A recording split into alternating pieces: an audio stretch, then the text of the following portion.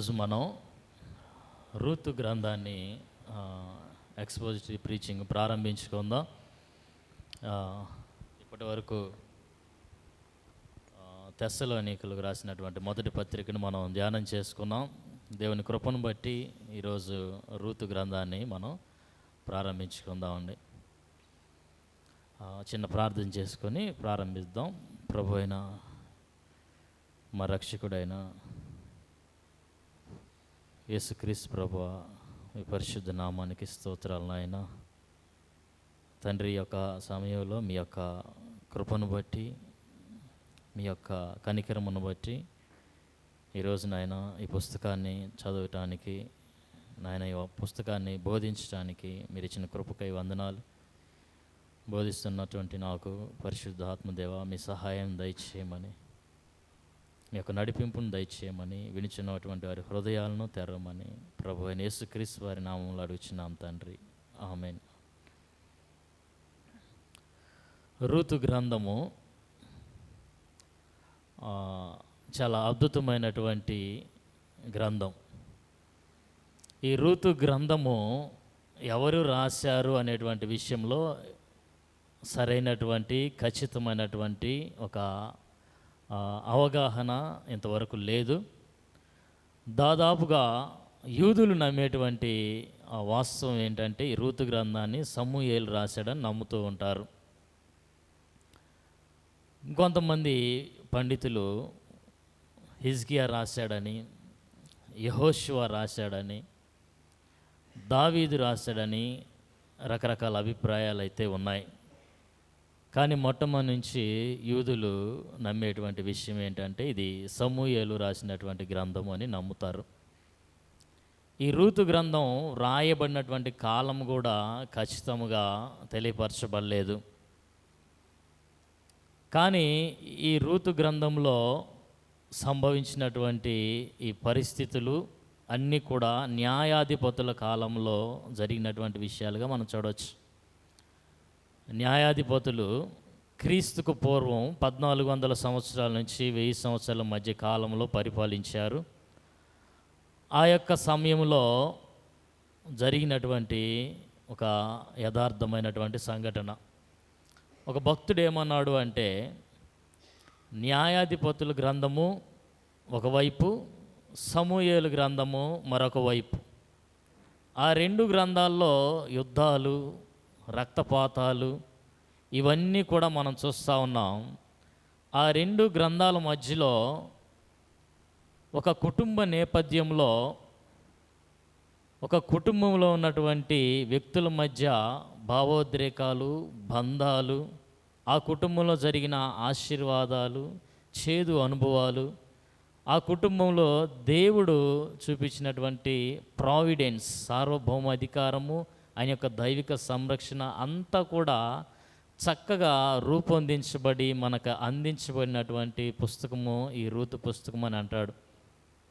So కాబట్టి ఇది ఒక అద్భుతమైనటువంటి హృదయాలను తాకేటువంటి ఒక కుటుంబ చిత్రమని మనం చూడవచ్చు.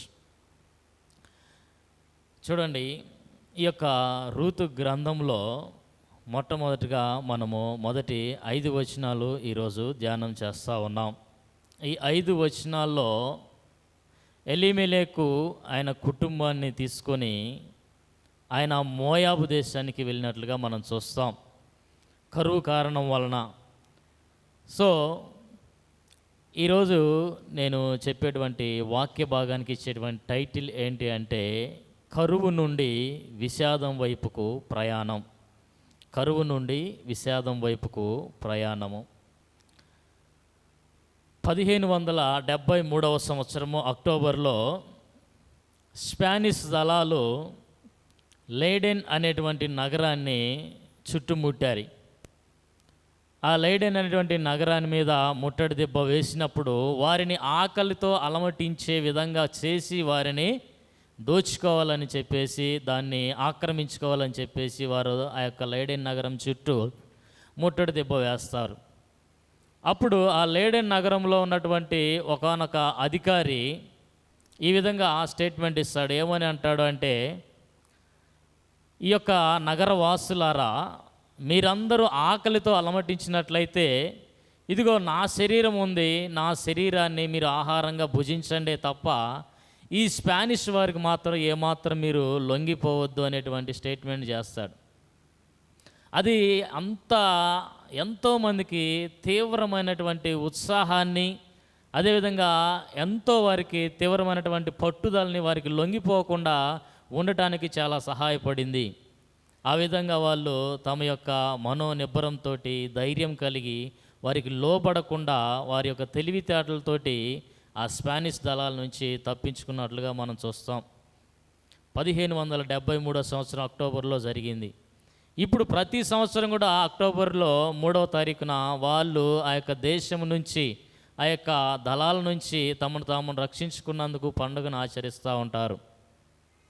సో ఇక్కడ కూడా మనం చూస్తే ఈ యొక్క రూతు గ్రంథంలో మొదటి 5 వచనాల్లో మనం చూస్తే కరువు ఇక్కడ సంభవించినట్లుగా చూస్తూ ఉన్నాం. చూడండి, మొదటి వచనము, న్యాయాధిపతులు ఏలిన దినములందు దేశంలో కరువు కలగా యూదా బెత్లెహేము నుండి ఒక మనుష్యుడు తన భార్యను తన 2 కుమారులను వెంటబెట్టుకొని మోయాబు దేశమున కాపురం ఉండటానికి వెళ్ళాడు అని అంటాడు. సో కాబట్టి వీరు మోయాబు దేశానికి వెళ్ళటానికి గల ఏకైక కారణం ఏంటి అంటే కరువు. నేను ముఖ్యంగా 3 విషయాలని మీ ముందుంచాలని ఆశపడతా ఉన్నాను. మొట్టమొదటి పాయింట్ ఏంటంటే కరువులో కూడా దేవుడు మనకి తోడుగా ఉంటాడు. అదేవిధంగా రెండవ విషయం ఏంటంటే దైవభక్తితో కూడినటువంటి జీవితం అంత సులభమైనటువంటి జీవితం కాదు. అదేవిధంగా 3వ పాయింట్ ఏంటంటే నీ యొక్క విషాదంలో దేవుని యందు విశ్వాసం ఉంచు. ఈ 3 విషయాలని మీ ముందుంచాలని ఆశపడతా ఉన్నాను. మొట్టమొదటిగా కరువులో కూడా దేవుడు మనకి తోడుగా ఉంటాడు. చూడండి, ఈ యొక్క కరువు న్యాయాధిపతుల కాలంలో వచ్చింది. న్యాయాధిపతుల కాలంలో ప్రతి వాడు కూడా రాజు లేనందున వారికి తోచిందే సత్యం అనిపించి ప్రతి వాడు తనకిష్టమైనటువంటి మార్గంలో తిరిగినటువంటి చీకటి రాజ్యము, చీకటి కాలము సంభవించినటువంటి పరిస్థితులు, అంధకారమైనటువంటి పరిస్థితులు, విగ్రహారాధన విస్తరించినటువంటి పరిస్థితులు, ప్రతి వాడు దేవుని వాగ్దానాలను విడిచి తనకిష్టమైనటువంటి మార్గంలో తిరుగుతున్నటువంటి పరిస్థితులు.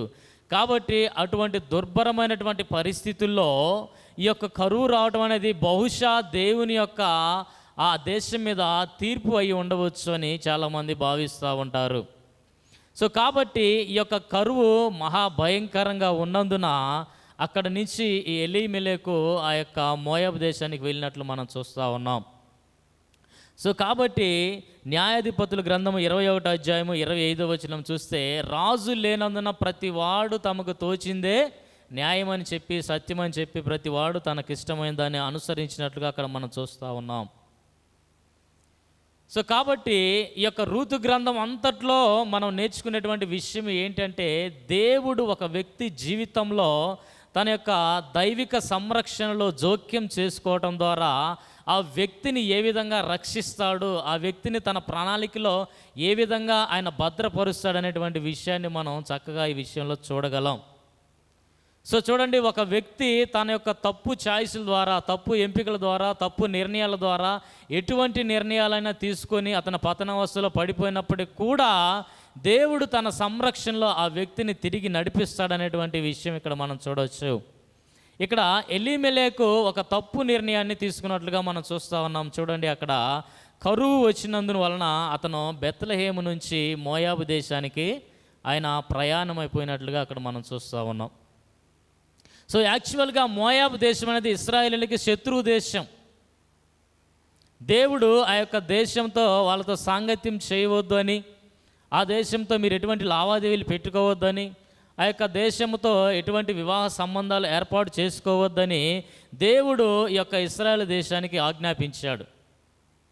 సో అయినప్పటికి కూడా ఎలీమెలెకు ఆ యొక్క నిర్ణయం తీసుకొని ఆ యొక్క మోయాబు దేశానికి వెళ్ళినట్లుగా మనం చూస్తూ ఉన్నాం. ఇక్కడ ఎలీమెలెకు విశ్వాసంతో కాకుండా వెలిచూపుతో నిర్ణయం తీసుకున్నట్లు మనం చూస్తూ ఉన్నాం. కారణం కరువు రావటం వలన, ఇరుకులు రావటం వలన, ఇబ్బందులు రావటం వలన, ఈ ఎలీమెలెకు తను వెలిచూపును బట్టి విశ్వాసంతో కాకుండా మోయాబు వెళ్ళాలనేటువంటి ఒక నిర్ణయం తీసుకున్నాడు.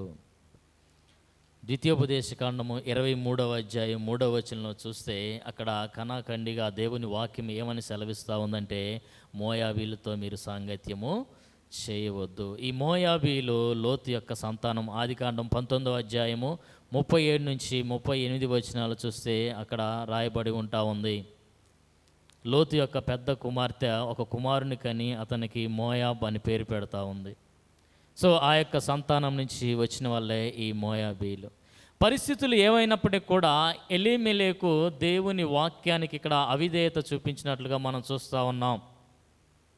సో కాబట్టి మరి ముఖ్యంగా దుర్భరమైనటువంటి పరిస్థితుల్లో, కరువు వంటి పరిస్థితుల్లో, మనకు అసౌకర్యంగా లేనటువంటి పరిస్థితుల్లో, మనం హింసల గుండా శ్రమల గుండా వెళుతున్నటువంటి పరిస్థితుల్లో మనం విశ్వాసంతో కాకుండా వెలిచూపుతో నిర్ణయాలు తీసుకుంటూ ఉంటాం.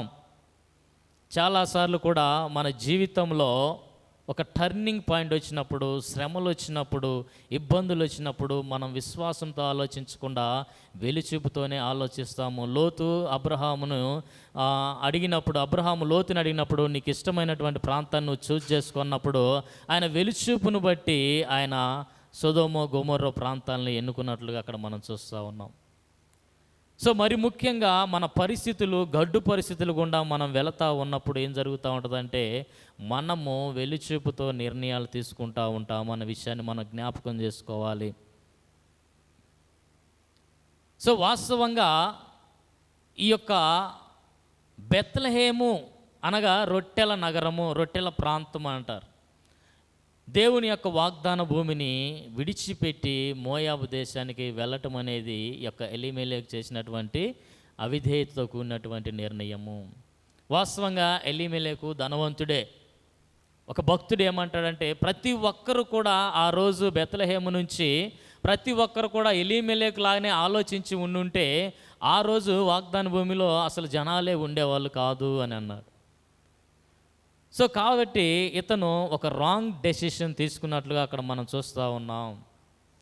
చూడండి, మానవ పరిస్థితులు కూడా ఎల్లప్పుడూ కూడా ఒకేలాగా ఉండవు.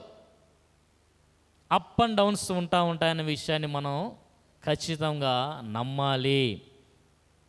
మానవ పరిస్థితులు ఎల్లప్పుడూ కూడా ఒకే విధంగా సౌకర్యవంతంగా సాఫీగా ఉంటాయనేటువంటి ఆ యొక్క ప్రమాణము ఎక్కడ కూడా లేదు. అవి అప్ అండ్ డౌన్స్ ఉంటాయన్న విషయాన్ని జ్ఞాపకం చేసుకోవాలి.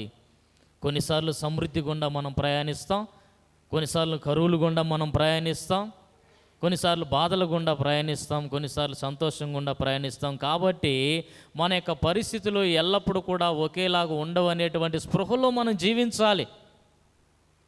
పరిస్థితులు ఏవైనప్పటికీ కూడా దేవుని వాక్యానికి విధేయత చూపించాలనేటువంటి స్పృహలో మనం జీవించాలి. క్లిష్ట పరిస్థితులు వచ్చాయని చెప్పేసి వాక్యానికి అవిధేయత చూపించాల్సినటువంటి ఆ యొక్క మూర్ఖమైనటువంటి ఆలోచనని మనం విడిచిపెట్టాలి. ఫర్ ఎగ్జాంపుల్ దావీదుని మనం గమనించినప్పుడు దావీదు కొన్ని సమయాల్లో ఆయన యొక్క రాజకోటలో నివసించినట్లుగా మనం చూస్తూ ఉన్నాం. కొన్ని సమయాల్లో ఆయన అరణ్యంలో తలదాచుకున్నట్లుగా, పారిపోయినట్లుగా మనం చూస్తూ ఉన్నాం.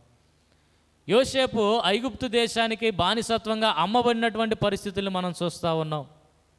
యేసుక్రీస్తు ప్రభువే స్వయాన మానవునిగా వచ్చినప్పుడు ఆయనకు తలదాచుకోవటానికైనా కానీ ఈ భూమి మీద స్థలం లేదని చెప్పినట్లుగా మనం చూస్తూ ఉన్నాం. ప్రతి ఒక్కరి పరిస్థితి కూడా మానవులకి ఆ యొక్క పరిస్థితులు ఎల్లప్పుడూ కూడా మారుతూ ఉంటాయి.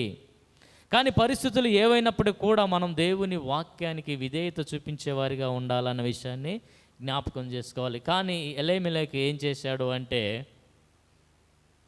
వెలిచూపుతో విశ్వాసం ఉంచకుండా, విధేయత చూపించకుండా, దేవుని కొరకు కనిపెట్టుకోకుండా ఆయన చేసినటువంటి నిర్ణయం ఏంటంటే మోయాబు దేశానికి ప్రయాణించాడు. సో చాలాసార్లు మనం కూడా క్లిష్ట పరిస్థితులు గుండా వెళ్తున్నప్పుడు మన యొక్క ఆధ్యాత్మికత క్షీణించిపోతూ ఉంటుంది, స్పిరిచువల్గా డ్రై అయిపోతూ ఉంటాం. అలాంటప్పుడు మనం ఎలా తీసుకుంటామంటే నిర్ణయాలు మన యొక్క జ్ఞానాన్ని అనుసరించి నిర్ణయాలు తీసుకుంటూ ఉంటాము. మాథ్యూ హెన్రీ అనేటువంటి భక్తుడు ఏమన్నాడంటే దేవుడు మనల్ని ఉంచిన స్థలం పట్ల విసుగు చెందటం, దానిలో మనకు ఏదైనా అసౌకర్యము ఎదురైనప్పుడు వెంటనే దాన్ని వదిలి వెళ్ళటం అనేది మన అసంతృప్తికి, అస్థిరతకు, అవిశ్వాసానికి ఒక నిదర్శనము. మన స్థానాన్ని మార్చుకోవడం ద్వారా మన పరిస్థితి మారుతుందని ఊహించటం మన యొక్క అపోహ. దేవుడు మనల్ని ఒక ప్రదేశంలో ఉంచినప్పుడు ఆ ప్రదేశం పట్ల విసుగు చెందటం, ఆ ప్రదేశం పట్ల అసౌకర్యాన్ని మనం కనపరచడం అనేది మన అవిశ్వాసానికి గుర్తు, మన యొక్క అస్థిరతకు గుర్తు. మనం కేవలం ఆ స్థలాన్ని మారినంత మాత్రాన మన జీవితం మారుతుంది అనేటువంటి అపోహ అనేది మూర్ఖత్వంతో కూడినటువంటి నిర్ణయం అనేటువంటి విషయాన్ని మనం జ్ఞాపకం చేసుకోవాలి. ఈ ఎలీమెలెకు కరువు నుంచి తప్పించుకోవడానికి వెళ్ళి మరణం యొక్క చేతిలో చిక్కుకున్నట్లుగా మనం మున్ముందు వచనాల్లో మనం చూస్తాం. సో కాబట్టి కేవలం స్థానాన్ని మారినంత మాత్రాన మన యొక్క పొజిషన్ మారుతుంది, మన యొక్క పరిస్థితి మారుతుందని అనుకోవటం అజ్ఞానం, అవిధేయం. దేవుని వాక్యానికి విధేయత చూపించడం ద్వారా మన పరిస్థితులు మెరుగుపడతాయనే విషయాన్ని జ్ఞాపకం చేసుకోవాలి. కీర్తనకారుడు అంటున్నాడు 37వ కీర్తన 19వ వచనంలో, యెహోవా కొరకు కనిపెట్టు. యెహోవా కొరకు కనిపెట్టుకొని ఉండండి. ఆయన కరువులో కూడా నిన్ను పోషించగలడు. ఆయన ఎండిన భూమిలో నుంచి కూడా నీకు పంట పొలాన్ని మొలిపించగలడు. యెహోవా కొరకు నువ్వు కనిపెట్టు, విశ్వాసంతో నువ్వు ఆయన మీద ఆధారపడు. దేవుడు చేసేటువంటి శిక్షను మనము త్రోసిపుచ్చకూడదు. దేవుడు చేసేటువంటి శిక్షకు మనం విధేయత చూపించాలి, ఆయన వాక్యానికి విధేయత చూపించాలి, ఆయన శిక్షణను గౌరవించాలి, ఆయన్ని విశ్వసించాలి. ఎంతటి కరువులోనైనా ఆయన మనకు తోడుగా ఉంటాడనే విషయాన్ని మనము నమ్మాలి. ఈరోజు మన పరిస్థితి ఏ విధంగానైనా ఉండొచ్చు. ఎలీమెలెకు లాంటి కుటుంబం లాగా మనం యొక్క కరువు పరిస్థితులు గుండా వెళ్ళొచ్చు, కఠినమైన పరిస్థితులు గుండా వెళ్ళొచ్చు. అయినంత మాత్రాన దేవుని వాక్యానికి అవిధేయత చూపించే నిర్ణయాలు తీసుకొని మనం మన స్వజ్ఞానాన్ని ఆధారం చేసుకొని దేవుని వాక్యాన్ని కృంగలో తొక్కి మన జ్ఞాన ఆధారంగా, వెలుచుపు ఆధారంగా నిర్ణయాలు తీసుకొని మనము విషాద పాలవటం అనేది దేవుని చిత్తం కాదు, అది మూర్ఖత్వం అవుతుందన్న విషయాన్ని మనం జ్ఞాపకం చేసుకోవాలి. చిన్నపాటి ఇబ్బంది వచ్చినప్పుడు కూడా వెంటనే మనం దేవుని వాక్యానికి అవిధేయత చూపించేటువంటి ఆ యొక్క మార్గంలో పరిగెడతా ఉంటాం. చిన్నపాటి కరువు లాంటి పరిస్థితి మన కుటుంబంలో వచ్చినప్పుడు దేవుని వాక్యానికి అవిధేయత చూపించడానికే ముందుంటాం. మన సొంత జ్ఞానాన్ని ఇక ప్రవేశపెడతాం. ఆ సమయంలో కేవలం పరిస్థితులు బాగున్నప్పుడు మాత్రమే దేవుని మీద ఆధారపడటం కాదు, పరిస్థితులు క్లిష్టంగా మారినప్పుడు కూడా దేవుని మీద ఆధారపడటం మనం నేర్చుకోవాలి. ఈ యొక్క పరిస్థితిలో నువ్వు యాజ్ ఎ క్రిస్టియన్గా మనం జీవిస్తూ ఉన్నప్పుడు మన జీవితంలో ఈ యొక్క ఎలీమెలెకు కుటుంబంకి వచ్చినటువంటి కరువు లాంటి పరిస్థితులు దేవుడు మన జీవితంలో అలో చేసినప్పుడు దేవుడు మన జీవితాల్లో ఇన్వాల్వ్ అయ్యాడనేటువంటి విషయాన్ని మనం జ్ఞాపకం చేసుకోవాలి. సంథింగ్ నాకు ఒక ఆధ్యాత్మిక పాఠాన్ని దేవుడు నేర్పించబోతున్నాడనే విషయాన్ని మనం నేర్చుకోవాలి. దేవుని వాక్యానికి ఆయన చేసేటువంటి ఆ శిక్షణకు విధేయత చూపించాలని మనం ఆ యొక్క పాఠాన్ని నేర్చుకోవాలి. దేవుడు మనల్ని ఉంచిన ఆ ప్రదేశంలో ఆయనకి నమ్మకంగా ఆయన మీద ఆధారపడి ఆయన కోసం కనిపెట్టుకోవాలనేటువంటి విషయాన్ని మనం నేర్చుకోవాలి. అంతే తప్ప దేవుని వాక్యాన్ని కొనుగోలు తొక్కి ఆ ప్రాంతం నుంచి పారిపోయి మరొక ప్రదేశానికి వెళ్ళినంత మాత్రాన, నువ్వు అక్కడికి వెళ్ళినంత మాత్రాన నీ పరిస్థితి బాగుపడుతుందని నువ్వు అనుకోవటం అజ్ఞానం, అవిధేయత అని జ్ఞాపకం చేసుకోవాలి. ఒక భక్తుడు ఏమంటున్నాడంటే, నువ్వు ఎక్కడికి వెళ్ళినా నీ సమస్యను నువ్వు చంకలో పెట్టుకుని వెళ్తున్నావు కాబట్టి అక్కడ కూడా అదే సమస్య ఉంటుంది. సో కాబట్టి స్థలం మారినంత మాత్రాన నీ సమస్య పరిష్కారం అవ్వదు. దేవుని కొరకు కనిపెట్టు, దేవుని కొరకు కనిపెట్టు అని అంటా ఉన్నాడు. చూడండి ఒకసారి 37వ కీర్తన 19వ వచనం జ్ఞాపకం చేసుకుందాం.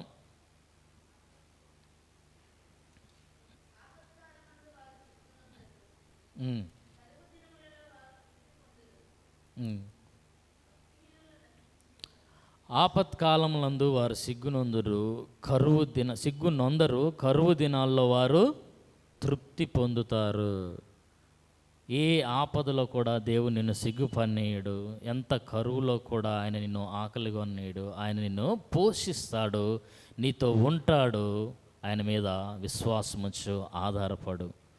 సో కాబట్టి ఈ యొక్క ఎలీమెలెకు యొక్క కుటుంబంలో వచ్చినటువంటి కరువును దృష్టిలో పెట్టుకొని ఆయన ఏం చేశాడు అంటే ఒక రాంగ్ డైరెక్షన్లో నడిపించబడ్డాడు. మోయాబు ప్రాంతానికి వెళ్ళినట్లుగా మనం చూస్తూ ఉన్నాం.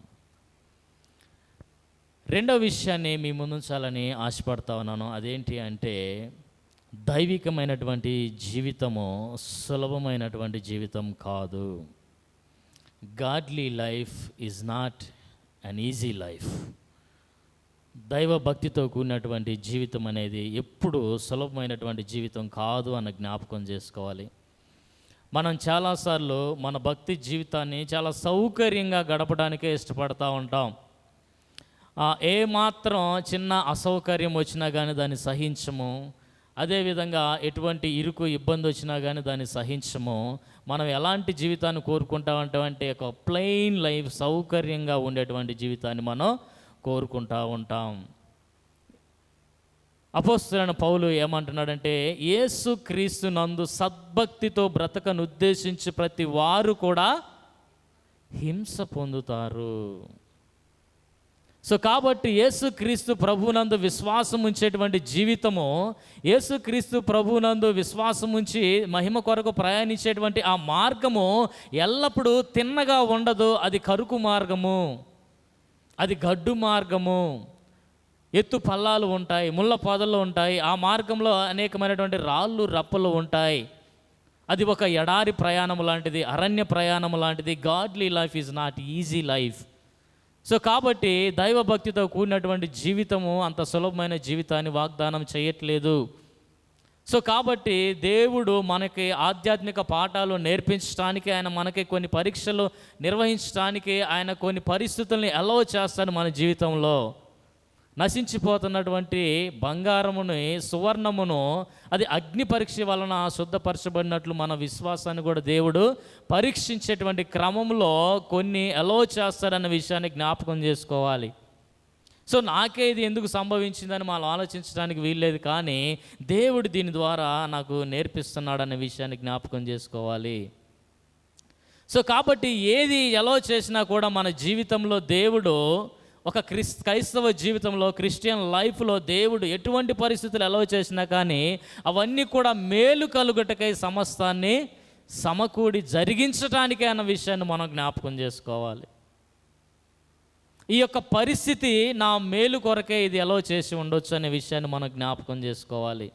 కాబట్టి దేవుడు కొన్నిసార్లు మన జీవితంలో కరువు లాంటి పరిస్థితులు ఎలా చేసినప్పుడు తద్వారా మనకు అనేక ఆత్మీయ పాఠాలు నేర్పిస్తాడని మనం తెలుసుకోవాలి. అంతే తప్ప ఆ యొక్క పరిస్థితుల నుంచి, ఆ యొక్క సిచ్యువేషన్ నుంచి మనం పారిపోవటం అనేది అంత మంచి విషయం కాదు అనే విషయాన్ని జ్ఞాపకం చేసుకోవాలి. ప్రతి విశ్వాసం కూడా పరీక్షించబడుతుంది. ప్రతి విశ్వాసం కూడా వెలను కోరుతుంది. ప్రతి విశ్వాసం కూడా విధేయతను కోరుతుంది. కాబట్టి ఈ యొక్క ఎలీమెలెక్ అనేటువంటి పేరుకి అర్థం ఏంటంటే దేవుడే నా రాజు.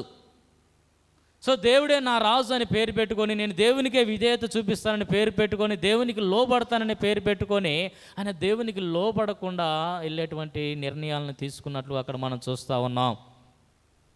సో ఈ రోజుల్లో మనం కూడా సౌకర్యమైనటువంటి జీవితం కోసం, సమృద్ధికరమైనటువంటి జీవితం కోసం ఈ ప్రాకులాడుతూ మనము దేవుడి నుంచి పారిపోతూ ఉంటాం.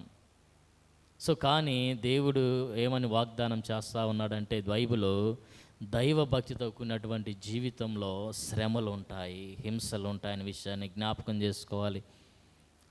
ఒక భక్తుడు ఏమని అడుగుతున్నాడంటే, ఒక ప్రశ్న వేస్తూ ఉన్నాడు. ఏంటి అంటే, నీకు రొట్టె కావాలా, విశ్వాసం కావాలా? నీకు సమృద్ధి కావాలా, దేవుడు కావాలా? ఏం కావాలో నువ్వు నిర్ణయించుకో అని అంటా ఉన్నాడు. సో కాబట్టి రొట్టె కోసం ఆశపడి విశ్వాసాన్ని త్యాగం చేయొద్దు. సమృద్ధి కోసం ఆశపడి దేవుణ్ణి విడిచిపెట్టొద్దు. సో కాబట్టి దేవుణ్ణి విడిచిపెట్టడము, సౌకర్యవంతమైన జీవితం లేదని చెప్పేసి, ఇరుకులు ఇబ్బందులు నా యొక్క జీవితంలో వచ్చాయని చెప్పేసి దేవుణ్ణి విడిచిపెట్టడం మూర్ఖత్వం అవుతుంది. ఎందుకంటే దైవ భక్తితో కూడినటువంటి జీవితంలో శ్రమలు అనేటువంటివి సాధారణం అనే విషయాన్ని జ్ఞాపకం చేసుకోవాలి. ధనవంతుడైనటువంటి యవనస్తుడు, యోహాను సువార్త 6వ అధ్యాయము 66వ వచనం చూస్తే, ధనవంతుడైనటువంటి యవనస్తుని యేసుక్రీస్తు ప్రభువారు ఈ విధంగా అడుగుతా ఉన్నాడు, నీ కలిగినదంతా అమ్మి పేదలకు ఇచ్చి నన్ను వచ్చి వెంబడించు అని అంటాను.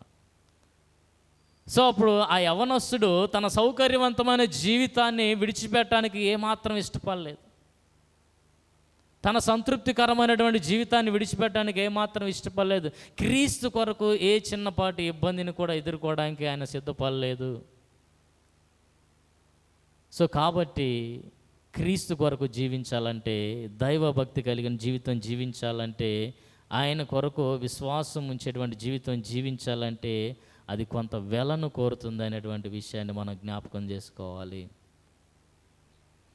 సో కాబట్టి 1 తిమోతి 5వ అధ్యాయము 8వ వచనంలో ఈ విధంగా చెప్తా ఉంది, ఎవడైనా తన స్వకీయులను విశేషముగా తన ఇంటి వారిని సంరక్షించకపోయిన యెడల వాడు విశ్వాస త్యాగం చేసిన వాడై అవిశ్వాసి కన్నా చెడ్డవాడై ఉంటాడు అని అంటున్నాడు.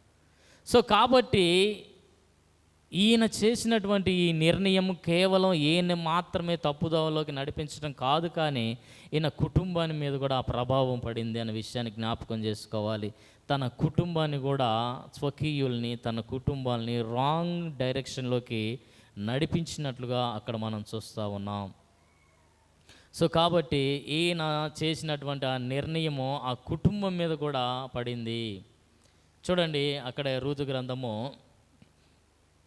3వ వచనంలో చూడండి, నయోమి పెనిమిటి అయిన ఎలీమెలెకు చనిపోయిన తర్వాత ఆమెయు ఆమె 2 కుమారులను నిలిచి ఉండిరి. వారు మోయాబు స్త్రీలను పెళ్లి చేసుకుని, వారిలో ఒక దాని పేరు ఓర్ఫా, రెండవ దాని పేరు రూతు. వారు ఇంచుమించు 10 సంవత్సరాలు అక్కడ నివసించిన తర్వాత మహలోను కిల్యోను అనే 2 కూడా చనిపోయిరి.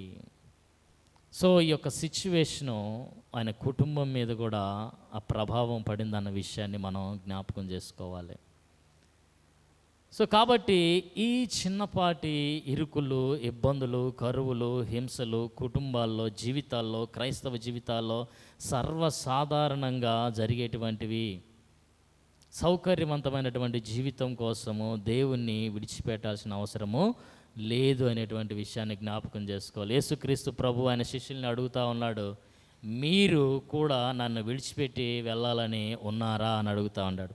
అప్పుడు పేతురు ఏమని అంటాడంటే, దేవా, నిత్య జీవపు మాటలు కలిగిన వాడవు, నిన్ను విడిచి మేము ఎక్కడికి వెళ్ళగలము అని అంటా ఉన్నాడు. సో కాబట్టి ఈ నిత్య జీవం కలిగినటువంటి మాటలు కలిగినటువంటి యేసుక్రీస్తు ప్రభువుతో మనం ఉండాలి అంటే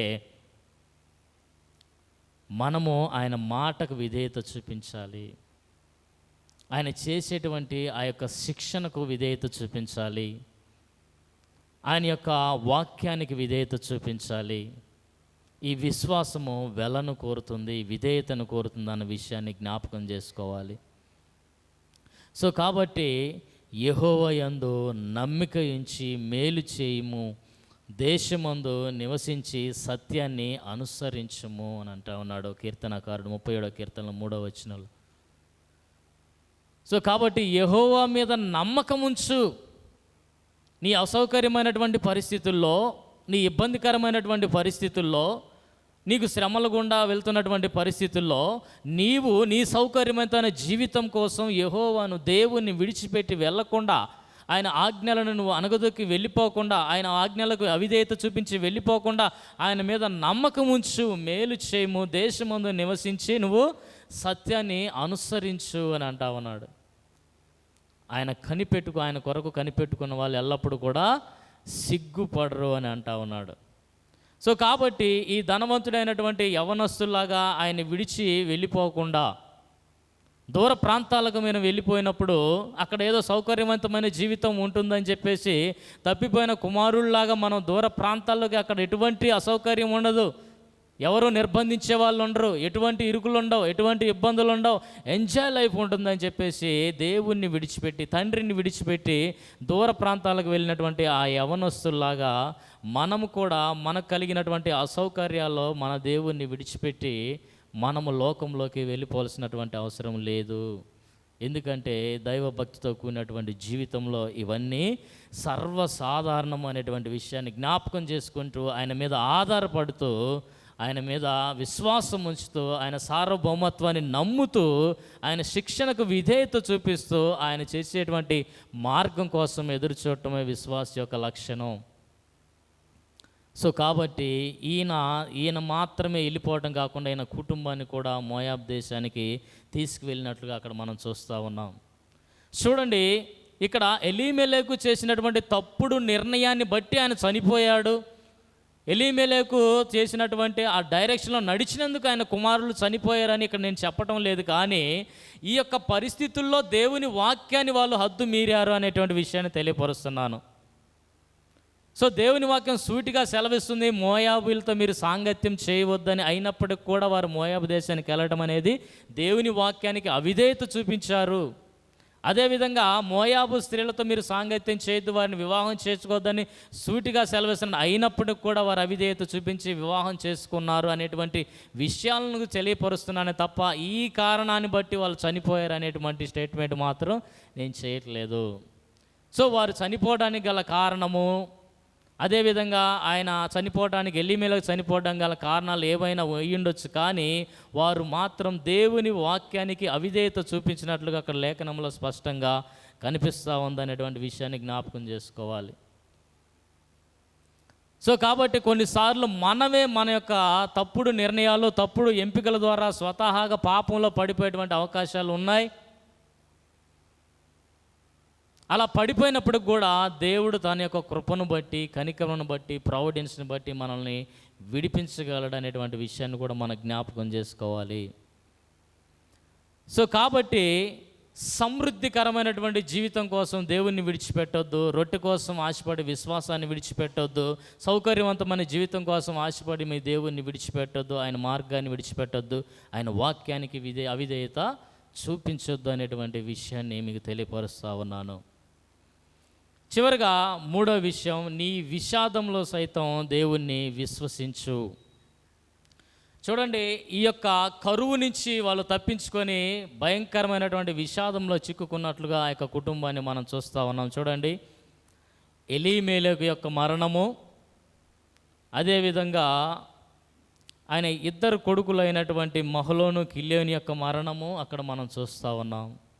వీరు ముగ్గురు కూడా మరణించి రూతును, ఓర్ఫాను, నయోమిని ముగ్గురిని కూడా విధవరాన్లుగా మారినటువంటి పరిస్థితిని మనం చూస్తూ ఉన్నాం. కరువు నుంచి తప్పించుకొని మరణంలో చిక్కుకున్నారనేటువంటి విషయాన్ని మనం చూస్తూ ఉన్నాం. నయోమికి సమస్తం కూడా దూరమైనటువంటి పరిస్థితి అక్కడ మనం చూస్తూ ఉన్నాం. సొంత ఊరు నుంచి, సొంత బంధువుల నుంచి, సొంత భర్త నుంచి, సొంత కుమారుల నుంచి అన్నిటికి కూడా ఆమె దూరమైనటువంటి విషయాన్ని మనం తెలుస్తూ ఉన్నాం. మాథ్యూ హెన్రీ అనే భక్తుడు ఏమంటాడంటే, మనం ఎక్కడికి వెళ్ళినా కానీ మరణాన్ని అధిగమించలేము, దాని ప్రాణాంతకమైనటువంటి బాణాలు అన్ని చోట్ల ఎగురుతాయి. మనం మన విధి నుండి బయటపడినప్పుడు మనం అభివృద్ధి చెందుతామని ఆశించలేము. ఏదైనా పరోక్ష మార్గం ద్వారా తన ప్రాణాన్ని కాపాడుకొని కోరేవాడు దాన్ని పోగొట్టుకుంటాడు అని అంటా ఉన్నాడు. సో కాబట్టి మనం ఎక్కడికి వెళ్ళినంత మాత్రాన ఆ మరణం అనేటువంటి బాణాల నుంచి ఎప్పుడు కూడా ఎక్కడ కూడా తప్పించుకోలేము. మనం మన యొక్క విధిలో నుంచి బయటపడినప్పుడు అభివృద్ధి చెందుతాము అనేటువంటి విషయాన్ని మనం ఆశించలేము. మనం ప్రాణాన్ని కాపాడుకోవాలని కోరుకున్న ప్రతిసారి దాన్ని పోగొట్టుకునే ప్రయత్నాలే జరుగుతాయి. సో కాబట్టి మనం చేయాల్సింది ఏంటి అంటే, దేవుడు మనల్ని ఉంచిన చోట ఆయనకి నమ్మకంగా, ఆయనకి మహిమకరంగా, ఆయనకి విధేయత చూపుతూ జీవించాలి అనేటువంటి విషయాన్ని మనం నేర్చుకోవాలి. ఈ యొక్క కరువు నుంచి తప్పించుకొని విషాదంలో చిక్కుకున్నటువంటి ఈ భయంకరమైనటువంటి పరిస్థితుల్లో చూడండి, సమస్యల నుండి దూరంగా వీళ్ళు వెళ్ళాలని ప్రయత్నించి సమస్యల్లోకి వెళ్ళారు. కరువు నుంచి తప్పించుకోవాలని సమాధిలోకి ప్రయాణం చేశారు. ఈ మహలోను, కిల్యోను మరొకసారి దేవునికి అవిధేయత చూపించారు. మొట్టమొదటిగా ఆయన తండ్రి మోయాబు దేశానికి వెళ్ళి రాంగ్ డైరెక్షన్ వెళ్ళి రాంగ్ చూస్ చేసుకొని ఆయన తప్పు నిర్ణయం తీసుకొని వెళ్ళటం ఒక అవిధేయత అయితే, వారి కొడుకులు స్వతహాగా మరలా మోయాబీ స్త్రీలను పెళ్లి చేసుకోవడం అనేది మరొక అవిధేయత అనేటువంటి విషయాన్ని జ్ఞాపకం చేసుకోవాలి. సో కాబట్టి ఖచ్చితంగా వారి మీదకి వచ్చినటువంటి ఈ జడ్జిమెంటు దేవుడు వారి యొక్క అవిధేయతకి ఇచ్చాడనేటువంటి మాటను మనం ఖచ్చితంగా చెప్పలేం. కానీ వారికి పరిస్థితులు అయితే సంభవించాయి. వాళ్ళు చేసినటువంటి రాంగ్ నిర్ణయాల వల్ల, వాళ్ళు చేపించినటువంటి అవిధేయత వలన కాకపోవచ్చు, అయి ఉండొచ్చు, కానీ వారికి ఈ పరిస్థితులు అయితే సంభవించాయి. మనము దేవుని వాక్యానికి ఏ పరిస్థితుల్లో అయినా అవిధేయత చూపించకూడదు అనేటువంటి పాఠాన్ని మనం నేర్చుకోవాలి. ఇప్పుడు వారు ముగ్గురు విధవరాళ్ళు అయ్యారు. ప్రాచీన కాలంలో విధవరాలని ఎంత చిన్న చూపు చూసేటువంటి వాళ్ళంటే, వాళ్ళకి పోషణ కరువవుతుంది. అదేవిధంగా సోషల్ రెస్పెక్ట్, సమాజంలో విధవరాళ్ళకి ఒక చిన్న చూపు, వారికి గౌరవం ఉండదు, మర్యాద ఉండదు, వారిని చులకనగా చూసేటువంటి వాళ్ళు, వారికి పోషణ కూడా ఉండేది కాదు. కాబట్టి ఆ యొక్క సామాజిక ప్రాచీన ప్రపంచంలో విధవరాలుగా బ్రతకటం అనేది ఒక భయంకరమైనటువంటి శిక్షతో కూడుకున్నటువంటి, విషాదంతో కూడినటువంటి జీవితం అనే విషయాన్ని మనం జ్ఞాపకం చేసుకోవాలి. ఇటువంటి విషాదంతో నిండినటువంటి వీరు దేవుని యందు విశ్వాసం ఉంచారు అనేటువంటి విషయాన్ని జ్ఞాపకం చేసుకోవాలి. భయంకరమైనటువంటి విషాదంలో కూడా దేవుని యందు విశ్వాసం ఉంచాలి.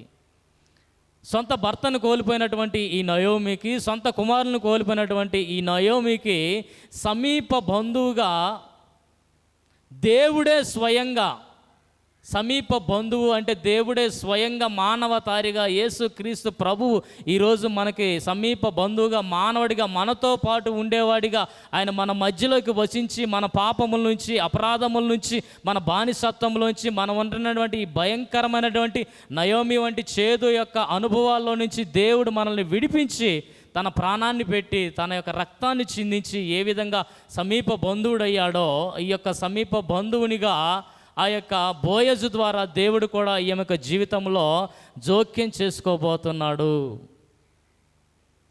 ఈ భయంకరమైన విషాదంలో కూడా ఎటువంటి నిరీక్షణ లేనటువంటి సమయంలో, ఎటువంటి ఆ యొక్క హోప్స్ కూడా లేనటువంటి పరిస్థితుల్లో, ఏ యొక్క మార్గం కూడా కానటువంటి పరిస్థితుల్లో విషాదంలో కూరుకుపోయి సమాజంలో చిన్న చూపుగా చూపించబడుతున్నటువంటి ఈ కుటుంబానికి దేవుడు జోక్యం చేసుకోబోతున్నాడు తన ప్రావిడెన్స్లో.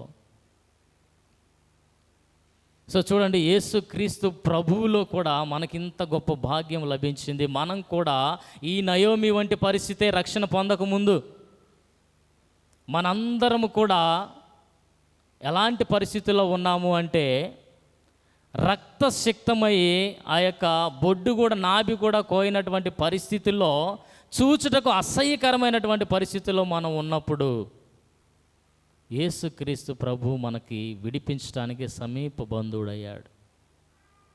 సో భయంకరమైనటువంటి ఈ విషాదంలో కూరుకుపోయినటువంటి ఈ యొక్క నయోమి జీవితంలో కూడా దేవుడు జోక్యం చేసుకోవడానికి సమీప బంధువుడయ్యారనే విషయాన్ని జ్ఞాపకం చేసుకోవాలి. ఇంతటి విషాదంలో కూడా ప్రభు అయిన యేసుక్రీస్తునందు మనం విశ్వాసం ఉంచాలి.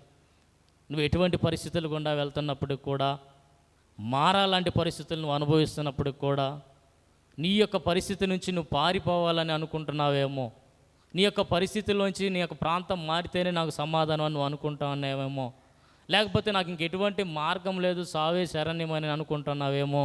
కానీ ఆ యొక్క నయోమిని చూచినటువంటి దేవుడు, ఆ యొక్క నయోమిని సమీప బంధువుగా బోయజ్ ద్వారా విడిపించినటువంటి దేవుడు, వారి జీవితంలో జోక్యం చేసుకున్నటువంటి దేవుడు నా జీవితాల్లో కూడా జోక్యం చేసుకుంటాడనేటువంటి ఆ యొక్క నమ్మకాన్ని మనం ప్రభు మీద ఉంచాలి.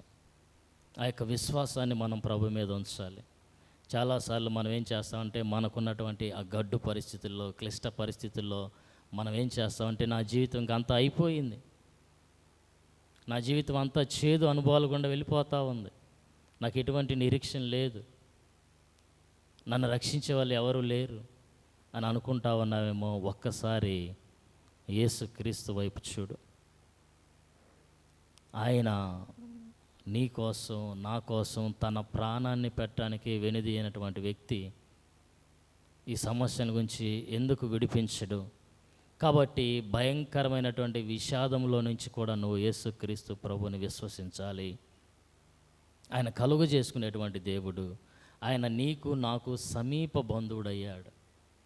కొలస్సీ పత్రికలో అపోస్తలుడైన పౌలు అంటా ఉన్నాడు, ఆయన దేవునితో సమానుడిగా ఉండి పరలోక రాజ్యం విడిచిపెట్టుకునే భాగ్యమని ఆయన ఎంచుకోలేదు, కానీ ఆయన పాప శరీర ఆకారంతో మన దగ్గరికి వచ్చాడు. తన్ను తాను తగ్గించుకొని దీనత్వంలో వచ్చాడు. ఎందుకు వచ్చాడంటే నీ జీవితంలోకి ఒక సమీప బంధువుడిగా నీ పాప శరీరం, నా పాప శరీరం లాంటి శరీరాన్ని ధరించి ఆ రక్త మాంసాలు గల పిల్లల్ని విడిపించడానికి ఆయన రక్త మాంసాల్లో పాలివాడయ్యాడు. దెర్ ఈజ్ నో హోప్ అనుకుంటున్నావేమో నయోమిలాగా. కానీ నెక్స్ట్ వచనంలో ఉంటుంది, ఇశ్రాయేలుని దేవుడు మళ్ళా దర్శించాడు. ఇశ్రాయేల్ని మళ్ళా దేవుడు దర్శించాడు. సో దేవుడు నిన్ను నన్ను దర్శిస్తాడు, మనల్ని రక్షిస్తాడు, మనల్ని ఈ యొక్క మారా లాంటి పరిస్థితుల్లోంచి విడిపిస్తాడు. కాబట్టి ఈ క్లిష్ట పరిస్థితుల్లో మనం దేవుని యందు విశ్వాసం ఉంచాలి. ఆయన ప్రావిడెన్స్ని, ఆయన కీడుని మేలుగా మార్చగలిగినటువంటి దేవుడు, శాపాన్ని దీవెనగా మార్చగలిగినటువంటి దేవుడు, ఆయన దుఃఖాన్ని నాట్యంగా మార్చగలిగినటువంటి దేవుడు అనేటువంటి విషయాన్ని మనం జ్ఞాపకం చేసుకోవాలి. సో కాబట్టి యేసుక్రీస్తు ప్రభువు శాపంగా మారింది మనల్ని దీవెనగా మారటానికి. మనం దీవెనగా మారటానికి ఆయన శాపంగా మారాడు అనేటువంటి విషయాన్ని మనం జ్ఞాపకం చేసుకోవాలి. యోసేపు అంటున్నాడు వాళ్ళ అన్నలతోటి 50వ అధ్యాయం 20వ వచనంలో, అన్నలారా, ఈరోజు ఈ విధంగా ఆశీర్వాదకరమైన పరిస్థితులు చూచినట్లు దేవుడు ప్రతిదీ కూడా ఆనాడు చేసిన కీడంతా కూడా ఈరోజు మేలు కోసమే చేశాడు అనేటువంటి విషయాన్ని జ్ఞాపకం చేస్తూ ఉన్నాడు. కీడుని మేలుగా మార్చగలిగినటువంటి దేవుడు అని జ్ఞాపకం చేసుకోవాలి. సో కాబట్టి నీ దుఃఖాన్ని నాట్యంగా మారుస్తాడు, నీ శాపాన్ని దీవెనగా మారుస్తాడు. పాపివైన నిన్ను దేవునితో సమాధాన పరచగలనటువంటి విషయాన్ని జ్ఞాపకం చేసుకోవాలి. గలతీయులకు రాసిన పత్రిక 3వ అధ్యాయం 13-14 వచనంలో పౌలు ఈ విధంగా అంటా ఉన్నాడు. గలతీ 3వ అధ్యాయము 13-14 వచనాలు.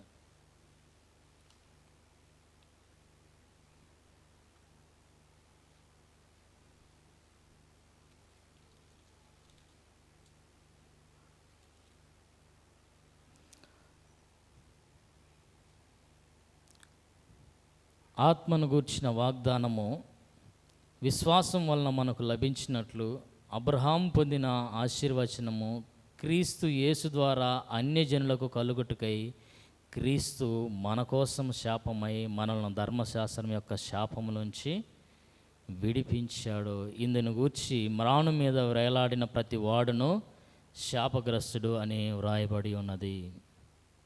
సో కాబట్టి మన యొక్క శాపాన్ని దీవెనగా మార్చగలిగినటువంటి క్రీస్తునందు విశ్వాసం ఉంచుదాం. ప్రతి కీడుని కూడా మేలుగా మార్చగలిగినటువంటి దేవుని యందు విశ్వాసం ఉంచుదాం. వీరి యొక్క అవిధేయత వలన వీరు దేవుని వాక్యాన్ని మీరి ఉండొచ్చు. మన యొక్క స్వకీయమైనటువంటి దురాశల చొప్పున ఏడవబడి మనం పాపం చేసి ఉండొచ్చు. అయితే దేవుడు మనల్ని ఆ శాపంలో నుంచి దీవెనకరమైన పరిస్థితుల్లోకి మార్చగలడు. అపోస్తుల కార్యాల గ్రంథాలు చూస్తే 2వ అధ్యాయం 23వ వచనంలో అపోస్తులైన పేతురు అంటున్నాడు, మీరు యేసుక్రీస్తు ప్రభువుని సిలువ వేశారు. వాస్తవంగా అక్కడ ఏమనుంది, కాలమును సంపూర్ణమైనప్పుడు యేసుక్రీస్తు ప్రభువు వారు సిలువ వేయబడాలి అనేటువంటిది విధి. అది దేవుని యొక్క ప్రావిడెన్స్. అంత మాత్రాన వీరు చేసినటువంటి పాపం వలన దేవుడు సిలువ వేయబడాలని కాదు. ప్రతివాడు వాడి పాపానికి వాడే బాధ్యుడు. సిలువ వేసినందుకు మీరు పాపం చేశారు అని వారిని గద్దిస్తానే ఉన్నాడు. సో కాబట్టి వీరు కూడా ఎలీమెలెకు యొక్క కుటుంబం కూడా వారు చూపించినటువంటి అవిధేయతకు వారు బాధ్యులు అయినప్పటికీ కూడా దేవుడు వారిని కలగజేసుకుంటా ఉన్నాడు. దేవుడు వారి జీవితంలోకి ఆయన జోక్యం చేసుకుంటా ఉన్నాడు. దేవుడు నయోమిని దర్శించబోతా ఉన్నాడు. దేవుడు ఆమె కూరుకున్నటువంటి ఆ భయంకరమైన విషాదములో నుంచి మార్పును తీసుకొచ్చి ఆమె జీవితాన్ని ఒక షేప్గా చేయబోతా ఉన్నాడు. ఆయన యొక్క డివైన్ దైవిక హస్తంతో ఆమె జీవితాన్ని రూపుదిద్దబోతా ఉన్నాడు. సో కాబట్టి మనందరము కూడా మన స్వకీయమైనటువంటి దురాశల చొప్పున మనము పాపం చేస్తూ ఉంటాము. కానీ దేవుడు దానికి కర్త కావడం అనేటువంటి విషయాన్ని మనం జ్ఞాపకం చేసుకోవాలి. దేవుడు ఆ యొక్క దురాశల నుంచి వచ్చినటువంటి పర్యవసానాల నుంచి విడిపించడానికి మనల్ని దర్శిస్తున్నాడు అనేటువంటి విషయాన్ని జ్ఞాపకం చేసుకోవాలి. దేవుడు ఎవరిని కూడా శోధించడు. ఆయన ఎవరు కీడి విషయమే శోధించబడ నేరడు అనేటువంటి విషయాన్ని జ్ఞాపకం చేసుకోవాలి. దేవుడు వీళ్ళ జీవితంలోకి కరువుని ప్రవేశపెట్టి, దేవుడు వీళ్ళు చనిపోయేలాగా చేసి, దేవుడు వాళ్ళ పిల్లలు చనిపోయేలా చేసి, దేవుడు నయోమిని విధవరాల్లాగా చేసి వాళ్ళని శోధించి అప్పుడు ఆయన సంరక్షిస్తాడు అన్నటువంటి విషయాన్ని మనం జ్ఞాపకం చేసుకోవద్దు. అది తప్పు యొక్క ఆలోచన. మనము మన స్వకీయమైన దురాశల చొప్పున మనందరం కూడా ఈ యొక్క పాపపు పర్యవసానాల్లో చిక్కుకుంటూ ఉంటాము. కానీ దేవుడు తన దైవిక సంరక్షణలో దాన్ని బాగు చేయడానికి మన జీవితంలోకి ఇన్వాల్వ్ అవుతూ ఉంటాడు. సో కాబట్టి దేవుడు ఎవరిని కూడా తప్పు చేయడానికి శోధించడు. ఆయన తప్పు చేయబడేలాగా శోధించబడ నేరడు. కాబట్టి ప్రతి వాడు వాని అవిధేయతకు వాడే బాధ్యుడు. వీళ్ళు చేసినటువంటి రాంగ్ డెసిషన్స్కి వీళ్ళే బాధ్యులు. కానీ దేవుడు వీరి యొక్క జీవితాన్ని రూపుదిద్దటానికి నయోమి జీవితంలో ఒక సమీప బంధువుడు కాబోతా ఉన్నాడన్న విషయాన్ని మనం జ్ఞాపకం చేసుకోవాలి. ఈరోజు నా జీవితాల్లో కూడా ఆయన సమీప బంధువుడిగా మన యొక్క కష్టాల్లో కూడా పాలివాడు కాబోతున్నాడు. ఎందుకంటే మనల్ని పాపంలోంచి విడిపించడానికి ఆయన మానవుడిగా వచ్చిన ఆ మనిషి, ఆ దేవుడు ఈరోజు నా జీవితంలో కష్టాల్లోంచి విడిపించడానికి కూడా ఆయన సమర్థుడు అన్న విషయాన్ని జ్ఞాపకం చేసుకోవాలి. కాబట్టి నీ విశ్వాసంలో, నీ విషాదంలో కూడా నీ విశ్వాసాన్ని కొనసాగించు. విశ్వాసంలో కూరుకుపోయినప్పుడు కూడా నువ్వు ప్రభునందు విశ్వాసం ఉంచు అనే విషయాన్ని జ్ఞాపకం చేసుకోండి. ఆయనలాగా అవిధేయతతో కూడిన నిర్ణయాన్ని తీసుకొని, వెలిచూపు నిర్ణయాన్ని తీసుకొని దేవుని వాక్యానికి అవిధేయత చూపించొద్దు. ఆయనలాగా ఈ యొక్క కరువు పరిస్థితిని తట్టుకోలేకపోతున్నానని ఈజీ లైఫ్ కోసం చేయకున్నటువంటి కార్యక్రమాలు చేసి వెళ్ళగొని ప్రాంతానికి వెళ్ళి చేసుకోని వారిని వివాహం చేసుకోవద్దు. అటువంటి అవిధేయత కూడిన నిర్ణయాలు తీసుకోకుండా మనము దేవునికి లోబడి, దేవునికి విధేయత చూపించి, దేవుడు మనల్ని ఉంచిన స్థానంలో ఉంచి మనం విశ్వాసంలో పరీక్షలో నెగ్గేవారిగా ఉండాలి. అబ్రహాముని విశ్వాసాన్ని పరీక్షించాడు. ప్రతి ఒక్కరి విశ్వాసాన్ని దేవుడు పరీక్షిస్తాడు. నీ విశ్వాసం పరీక్షించబడిద్ది, నా విశ్వాసం పరీక్షించబడిద్ది. పరీక్షకు మనం లోబడతామా, లేకపోతే సౌకర్యవంతమైన జీవితం కోసం ప్రభుని విడిచిపెడతామా మనం జ్ఞాపకం చేసుకోవాలి. ఇంత గొప్ప దేవుడు మన జీవితంలోకి ఒక సమీప బంధువుడై మనల్ని విడిపించబోతున్నాడు. భయంకర